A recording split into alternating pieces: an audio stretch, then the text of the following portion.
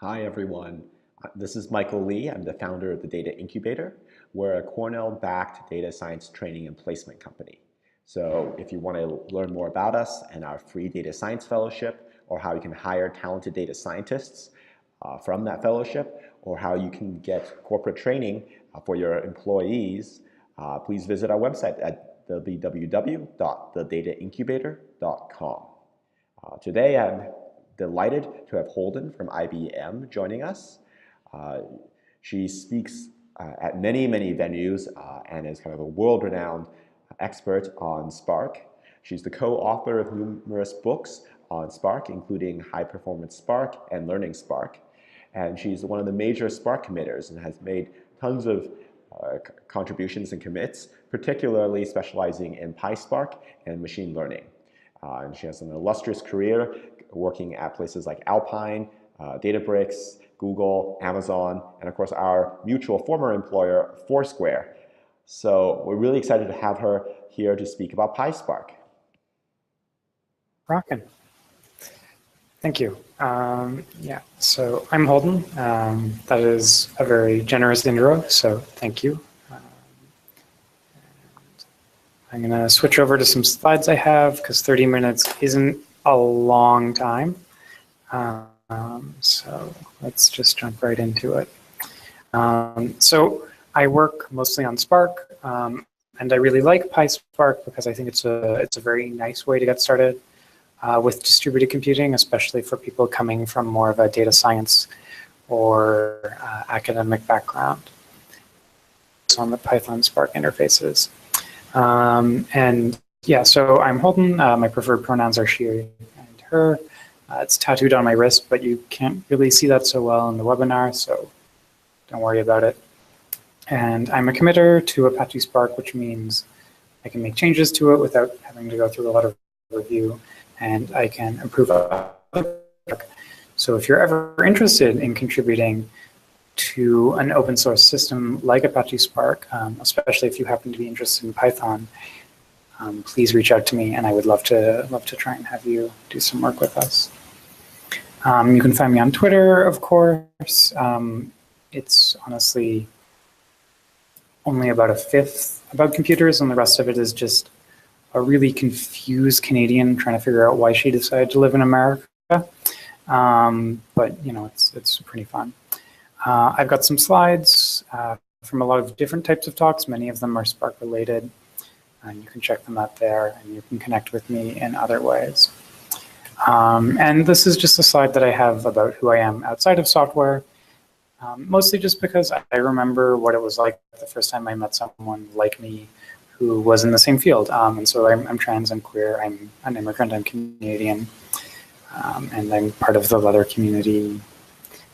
And I work in software, right? And there's a lot of us here, and I'll be nice to each other regardless of where we're from and what background we have, right? Like, there's no secret like that like the queers are hiding from you, right? We're very nice people. We should all be friendly and remember this. This is my employer. It's the IBM Spark Technology Center in San Francisco.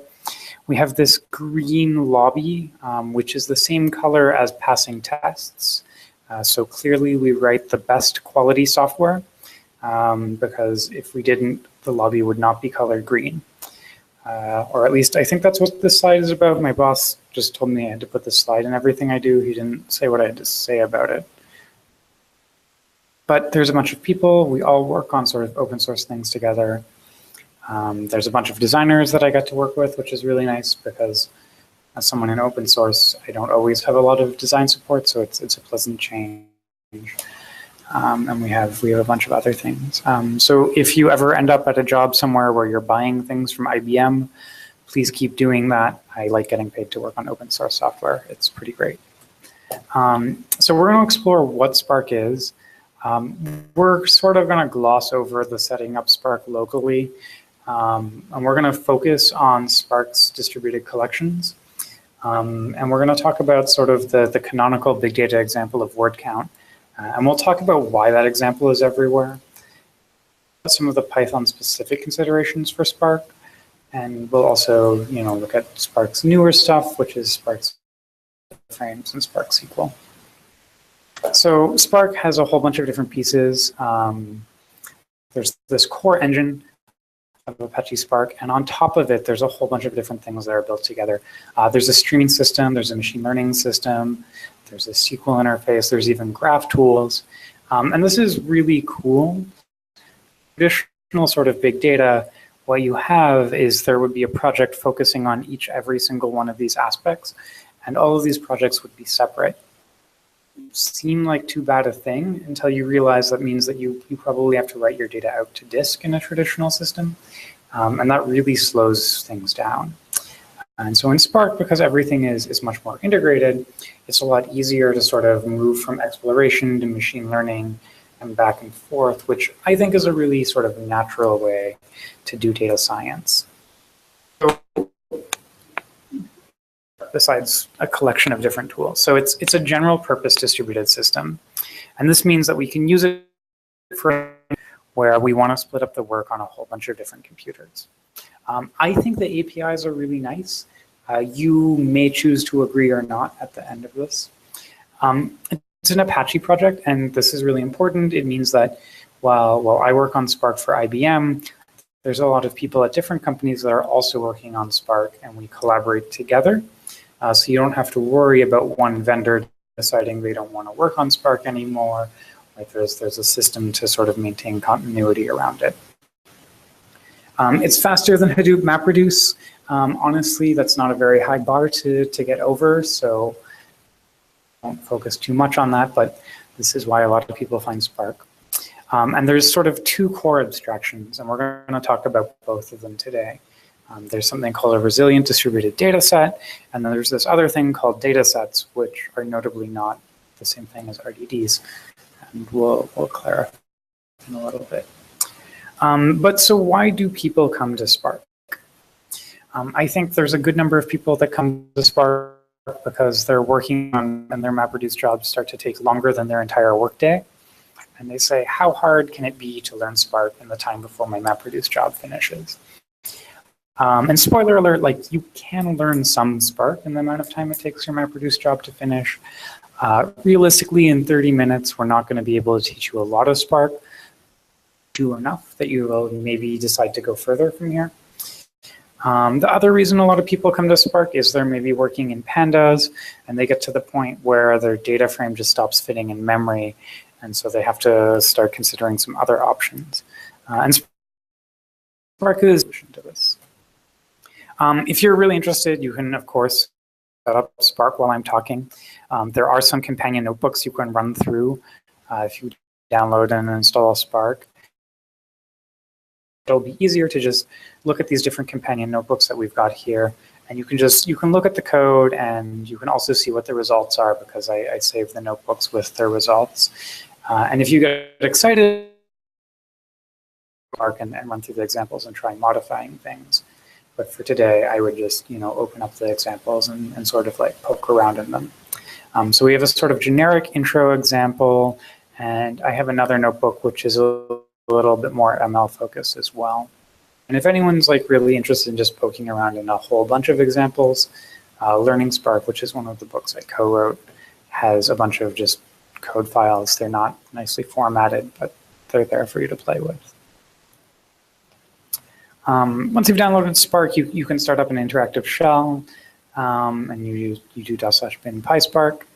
This is for an old version, but it works the same in the new one. And I think really the important thing here is just that it's really easy to get this is really useful for data science when you're doing maybe more exploratory work. In traditional big data tools, you make like a big job, you ship it off to a cluster, you get your answer back maybe 8 hours later, and you go, oh, that's not what I really wanted to do. But in Spark, we can sort of take things more iteratively. But we'll skip this part for today. So the main thing that we want to look at right now is this thing called the Spark context. So when we start up our Spark shell, either in bin PySpark or in a IPython notebook, we get this thing called the Spark context. And we can think of it as our entry into our cluster. Use it to create distributed collections from different input sources. It can be from something like Hadoop. If we've got like maybe just small data though, and like our processing is really long, we can take local files and just by default, when you run bin PySpark, it just starts up Spark in something called local mode, which is fine for exploration. Once you've sort of like figured out a bit about Spark, you can point it at either a standalone Spark cluster, and there's instructions for setting those up, or if you work in an environment where you have a yarn cluster available, you can just like tell Spark to go run on this yarn cluster, and it'll just grab some resources and run for you. So Spark's primary sort of abstraction that I like to think about are called RDDs. And RDDs are magically distributed. And what this means is we can think of RDD as being like a collection in Python. We can think of it as like a list, except somehow my data is magically split up across all of my different computers in my cluster. And an important part of RDDs is this resilience nature. On traditional single node computing, resilience isn't something we spend a lot of time talking about, because if our computer fails, then our computer failed and we need to go get a new one. But in distributed systems where we have hundreds of machines, the odds of maybe one of our computers failing or two of them failing is high over the length of an 8-hour job or something like this. And so it's really important that our distributed system be able to handle losing machines. Sort of different approach to handling resilience. So while we're loading data and telling Spark what to do, Spark really is kind of like a lazy 16-year-old. It doesn't bother doing any of the work until we force it to write the results out to disk or compute something and bring the result back to our local machine. Of this, what Spark does instead is it sort of builds up this plan of all of the things we've asked it to do, and when we finally force it to do work, it goes and it evaluates that plan. But this is also really useful if, say, some of the computers fail while it's evaluating our plan. It can just use that plan that it's been keeping track of anyways, and just rerun those pieces of the work that have failed for us. And so in Spark, there's also this API called the DataFrame API, and if you're working in Scala, it's now called the DataSet API, but for Python users, we're going to call it DataFrames. They're also distributed collections. They also do recomputation on failure. It has the same distributing the data and the work and the lazy evaluation. There are some minor differences, which if we get time to, we'll talk about it. And there are some less minor differences, which I hope we'll have a chance to talk about sort of regardless. Yeah, let's see here. So this is the traditional example in every distributed systems book ever. And this is very simple and it appears kind of arbitrary, but it's actually an important example because it has this step with this reduce by key step that we see right here on the second last line. And so essentially, if we want to count all of the words on the internet, and each one of our machines has like on the internet, if I want to know how many times each individual word occurs, we eventually have to shuffle the results, right? Like I can't just compute the results locally on each machine. I have to somehow combine them. And that makes word count a really good example, because if everything we were doing could just be done with maps and flat maps, have to be a lot of communication between the nodes, and it would be a lot easier to make a distributed system like that. At that point, you're really just shipping work to different computers, but you're never having to combine the results. So let's look at the top. So the top uses this thing called SC, and SC is our Spark context. And here we say text file, and that just says I want you to load a text file. In this case, normally what we say to Spark is actually I want you to load this directory full of terabytes of text files. Your src variable would point to some path in each DFS or CFS. Next one is tokenizing the input. This is pretty simple. This is very similar to sort of the map function inside of Python that you can apply to lists, except instead of map with the list, we go lines.flatMap, because flatMap is a function defined on Spark's RDDs. And then we tell it how to tokenize the inputs, and then we go ahead and we construct the word and the number 1, and then we combine the results for each word. And now at this point, we get to this point where we actually force Spark to do the work. And so I think it's useful to understand that in Spark, no data is actually read or processed until we get to this red part here, the action which forces Spark to do this work. And this is actually really kind of neat, that Spark doesn't have to do any work until it gets there. This allows Spark to take a look at the flat map and the map stage and say, I can put these two pieces of computation together, compute the flat map, I can compute this element-wise, and do a single pass through my data for these two steps. So what are the things which force Spark to do work? These are things that we call eager evaluation. So counting the number of records forces Spark to actually figure out how many records there are. There's also a function called collect, which brings back your distributed collection to your local machine. And generally speaking, this is a really bad idea, except for debugging. But it also forces evaluation. And take is sort of the safer alternative, where if you're doing some debugging, you can say, I want to see 10 records or something like that. And saving the results out are also reasonable things. Transformations, which are the other things we've been looking at, these are things which Spark puts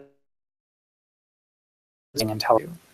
So mapping data, filtering is lazy, flat map, reduce by key, joining, all of these things we can ask Spark to do, and Spark will just keep track of how to do it, but not actually do the work right away. So there's an optional take-home exercise in the notebook, and I'll paste that in the chat in a little bit. We could find all of the words, all of the lines with the word Spark in it. And this is not real big data because I don't have a giant data set for everyone to download. That would take too long. But you can go ahead and try this in the notebook if you want. And we'll skip everyone's answers for today because normally setting up Spark can take a good 15, 20 minutes on its own. And here's one possible solution. We load our data in, and then we filter each line for the ones which are going to have Spark, and then we just count the number of lines that have Spark in it. This is pretty cool. Yeah. So if we combine figuring out how many lines have the word Spark in it with our word count example on the same input data, if you actually ran this, you might notice that you read the data in twice. And you'd notice this because Spark has a lot of logging information. It turns out reading in a README file doesn't normally take all that long. But if we were actually reading in terabytes of information, like do that a second time around. And it's okay. So there's a solution to this, and that is we can tell Spark when we plan to use data multiple times. And this is unfortunate because it means the optimizer doesn't magically do this for us. And this is because the optimizer can only see up to where we perform an action, but we can help the optimizer out and still get very good performance. So here we can see that word count with uncached data definitely goes all the way back. And if we look at the last line, we can see that it's having to read the data in from this Hadoop RDD system. If we cache the data first, we can see that it keeps in track of how much data this is. Now it's 2.7 kilobytes, so this isn't going to make a big difference. But if this was in production, that K might be a T, and this could make a very big difference. So that's sort of like some really super basics about just how to do some really simple things in Spark. But we're gonna focus on how the Python internals work, because I think it's important to understand. So Spark itself is actually made in this programming language called Scala. And Scala is one of the family of JVM languages, which means it runs on the Java virtual machine. And so it's very easy to use Spark in other languages that are also running on top of the JVM, like Java. Python has its own separate virtual machine or evaluation environment. We have to have some type of communication between these two systems. And the details of the communication aren't really super important, but there's this thing where Spark's distributed collections are distributed collections of pickled objects. And pickling is just like, so if we have something in Python and we want to save it out to load it back in later, we might pickle that data for us. And that's fine, but it turns out that that's not super efficient. But Spark has an alternative called DataFrames, which saves some of these problems. But let's look at how PySpark works. So we can think of our cluster as being this driver program, and that's sort of where our notebook lives.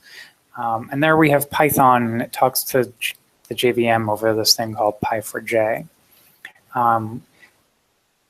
It's super efficient, but that turns out not to matter too much because Py4j, because we don't normally have a lot of data on the driver. In Spark, the places with a lot of data are our workers. All of the different nodes in our cluster are responsible for doing all of the processing. And there we use these things called pipes to copy data from the JVM to Python and back and forth every time it's evaluated. That copying data a lot isn't super efficient. And sometimes for simple operations, the simple act of copying the data can take longer than the operation we were trying to do. And there's some downsides. They sort of matter more in the production instances. But the really big one is essentially all of this copying and serializing of data makes everything more expensive in PySpark than Scala Spark.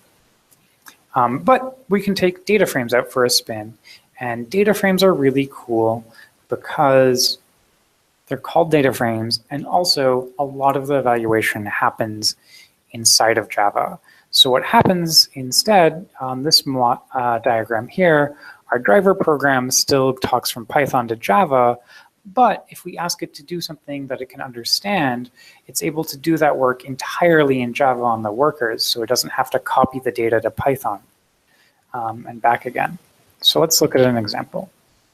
So loading data in Spark SQL is pretty similar. This is loading some stuff in JSON format. There's also CSV, Parquet, and lots of different formats. The catch, and that is DataFrames also have this idea of a schema. In RDDs, they can sort of be whatever we want, but in DataFrames, we need to know what the data is we're holding. And because of this, when we go to load data like JSON, because JSON doesn't have a built-in description of what format it represents, we have to sort of load the data. And this part is done eagerly. So while the operations are still lazy, is where, for the purposes of figuring out the schema, Spark evaluates things sooner than they would in RDDs. Sample schema information.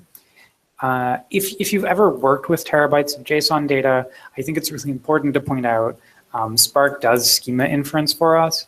And so this is really useful if you have a lot of JSON data system, you have no idea what the schema is, or what the schema is, but almost always we're wrong, especially about JSON data. People always think the schema is a little different. And so we could go ahead and we could do the same sort of word count. In this case, we go through, we'd select some textual data, we'd go ahead, we'd do the same tokenization, and then we'd go ahead and we'd turn it back into a data frame, we'd group it together by word, and then we'd compute the sum. And this is pretty simple. But this other cool thing that we can do is if we have the same data, we can actually express things with pure SQL strings. And this is really awesome because you can even do this on top of sources.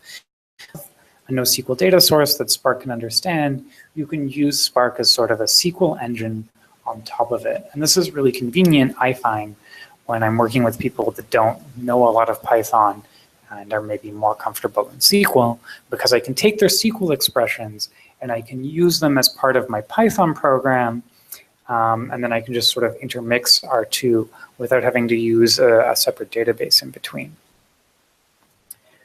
And so we can see there's two different ways of the same sort of selection statement. And it can be a lot faster. And this is mostly because it avoids the copying that we were talking about earlier, but there's a lot of other really important things that happen to make it fast.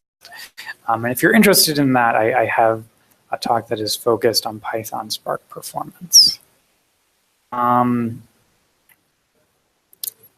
going to skip this one, so it's not super important. And we're going to skip this one too.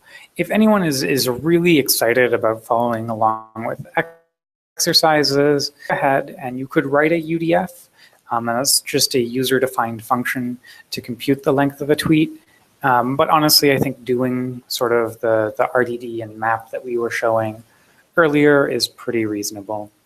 And it's going to be a lot simpler. So here's some examples. This is from way back when, but we don't need to worry about them. And if anyone's interested in playing around in machine learning, there's an example in the notebook. And it's one of the earlier places in Spark I was working. So I really encourage everyone to play around with Spark's machine learning. But we are running out of time. So I'm going to focus on the important part, which is a bunch of Spark books, some of which I wrote, and some of which I didn't write. Do you want to quickly give a plug for the ones you did write? Of course. And I've actually foreshadowed my next 3 slides. Actually, one of them is not one of the ones that I wrote, but I wrote the foreword to it. So Learning Spark is one of the ones that I co-wrote. I think it's cool. It's a little older, but it's still relevant in my opinion. You can buy it from Amazon. There's a Python folks, Lee and Thomas. I don't know how to say his last name correctly, so I won't. But they were nice enough to have me review it, and this is very Python Spark focused. I don't get any money from it, but I still think it's a good book. So that's probably a stronger recommendation than the ones I do get money from. And this is the one where I get the most money from it because I did a much better job of negotiating. And you can buy it from O'Reilly or Amazon. And it's called High Performance Spark. It's not like a great intro book. It's definitely sort of once you're past the intro stages and you're sort of wondering what's next, you should come back and buy this book. Or you could just buy it now if you have a corporate expense account. Gift for dogs because they do not know how to return books to Amazon. And I think that's actually it. This was the side I was going to end on to try and convince people to buy many copies of this book. Yes, I hope people do. I can actually do some questions now. Yeah, so I'd love to get I'm going to sort of ask a few questions that people have been popping up. And as you have questions, please feel free to add them to the conversation we had. I know we had 700 some odd folks sign up for this talk, so I'm sure there are more questions out there. Keep on posing them. So the first question is, what are your thoughts on SQL versus NoSQL, MySQL? I'm asking as someone who has very strong opinions on SQL being outdated and a beginner to NoSQL to NoSQL. So what are your thoughts? Sure. So I'm also probably fairly biased. So I think SQL is a reasonable thing for someone to learn. At the end of the day, we still see a lot of data locked up in SQL sort of data warehouses. And if you want to be an effective data scientist, a lot of your job is just going to be getting the data, right? Unless you happen to be in a really fortunate position where you're working with a team of data engineers whose job is to supply you with everything you need. I mean, if you find that role, but at the end of the day, you really need to be able to work across different types of environments. So maybe don't spend like a year mastering SQL, but certainly like spend a week or two just having that base understanding that everyone does. And I think actually we see SQL coming into a lot of these NoSQL-like systems. And even SQL is becoming popular for doing basic stream processing, which is, I mean, honestly, I really don't like writing SQL. I'm a functional programming nerd, but at the end of the day, I still, it's the lingua franca. I butchered that, but you know what I mean. Yes. No, so I see that there's some support for Spark connecting to things like Mongo or other NoSQL data stores. Is that right? Yeah, Spark can talk to Mongo. Spark can talk to Postgres. Spark can talk to pretty much any vendor who was going to make the money built Spark connectors, and it turns out that was almost everyone. We can talk to Cassandra. You can talk to HBase, and this is really convenient because it can provide.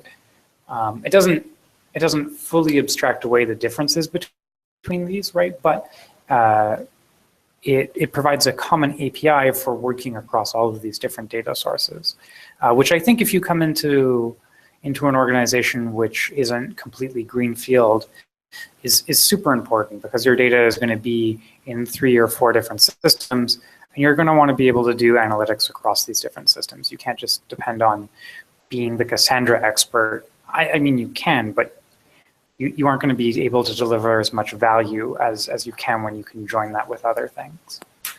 Yeah, no, I totally agree. I mean, I think that basically a large part, in fact, probably the 90% of a data scientist's work is in doing boring ETL work, and being able to have a tool like Spark that can kind of be a Swiss Army knife and interface with all the different data stores of your company is so incredibly powerful.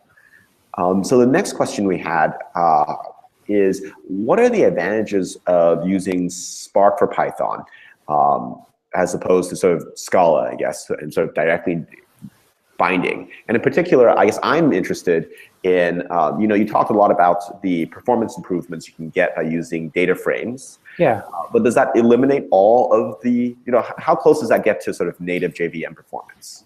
Totally. That's a really good question. So I think the biggest reason to use Spark inside of something like Python is because you're doing numerical analytics and you're familiar with the libraries in Python.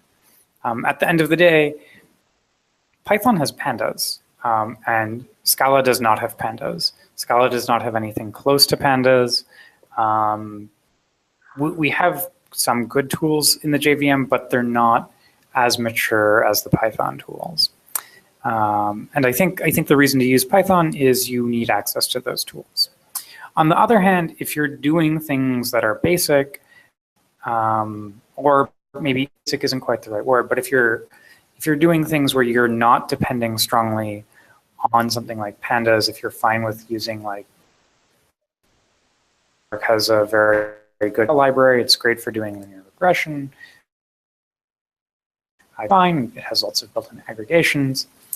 Doing that stuff in Scala will give you better performance, especially in the old RDD API.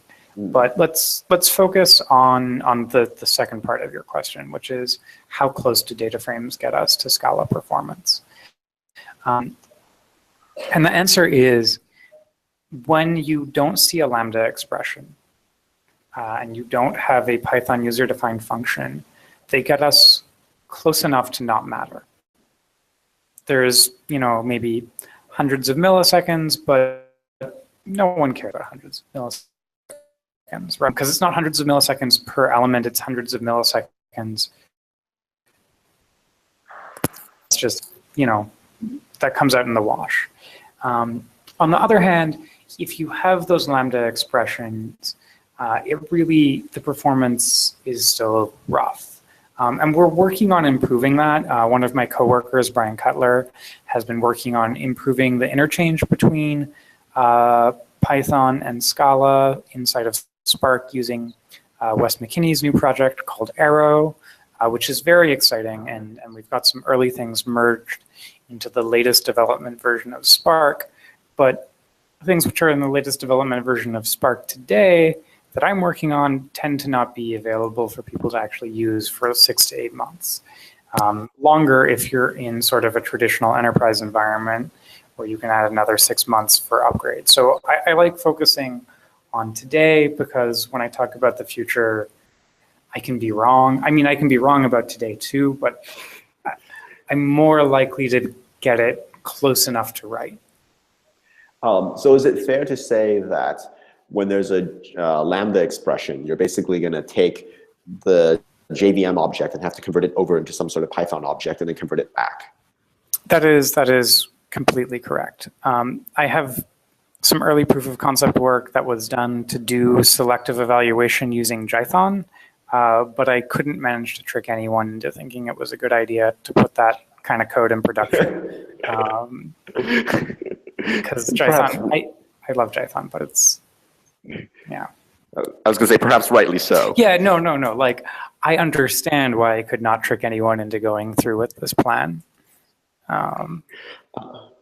So one question I did have was, it seems like, and maybe this is just the sense I get, that there is a big push, even when you're in the JVM world, to move away from RDDs to data frames. Yes. And a lot of the optimizations are sort of geared in that direction. Could you explain a little bit about sort of, you know, maybe the technical reasons why that's the case, or like why do you guys think that that's the right way to move, right direction to move? That's a great question. So there's a bunch of reasons behind this, but at the end of the day, it very much comes back to these Lambda expressions. And it's no longer that even if we're inside of the JVM, right, like we don't have to copy the data around, but the problem is I can't see inside of a Lambda expression. I don't know what the user is asking me to do. I know that they've asked me to element, or they've asked me to do something to all of the elements with the same key, but I don't know what they've asked me to do. Whereas with data frames, there's sort of this DSL, which is very Pandas inspired, and Spark is able to understand the DSL, and so it can actually understand the kind of operations we're asking it to do a lot more thoroughly. And that lets the optimizer do all kinds of really magical things. If we've got a filter, Spark can see and understand what the filter is, and it can take that filter condition and it can conceivably push it down to the data store level. It can have a lot better understanding about the joins. It can have just so much more understanding. On top of it, there is like this sort of double-edged sword where we give up the ability to sort of query objects.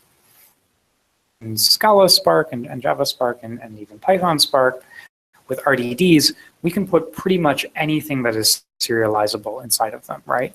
I could make an RDD of random number generators. There's no good reason to do that, but I could do that. But the problem is that doesn't really make any sense. Spark data frames, Spark has a better understanding of the data as well. So not only does it have this understanding of the operations, it knows what the types are that we're asking it to work with. And because of this, it can actually do a whole bunch of operations on the data in its serialized form. And this is really important for things like shuffling, which is sort of a key foundation of distributed systems where, you know, I have my work, but I've reached a point where I need to make all of the things with the same key have some type of aggregation. I have to do a shuffle. To be able to do that on the serialized data natively really can save me a lot of time.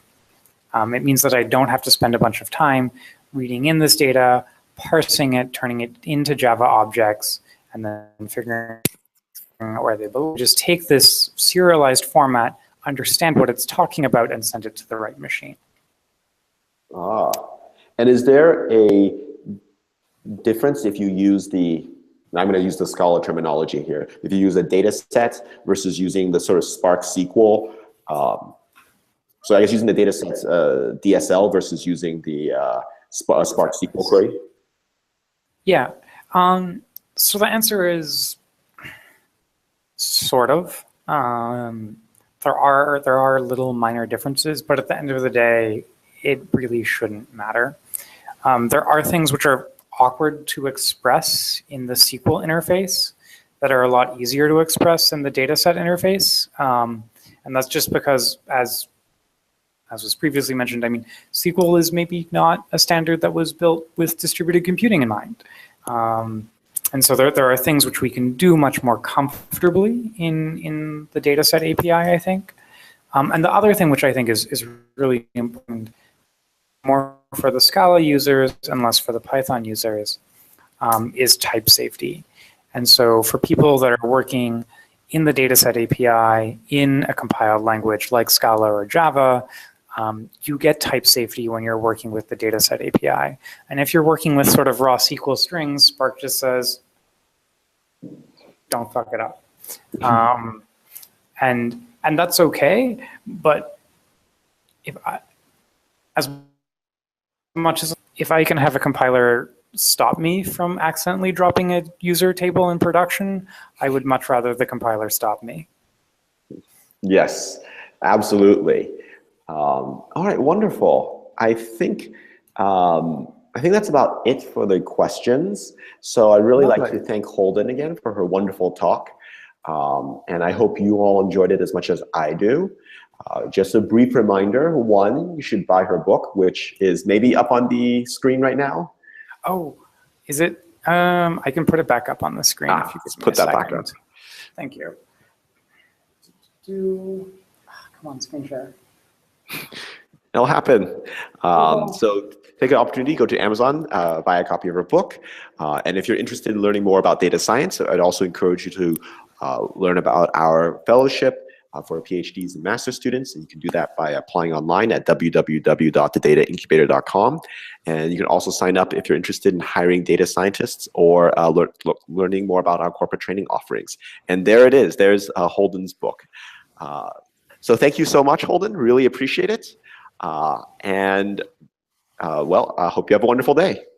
Great. Thanks for having me. I hope that was useful to some of you. Have a good one.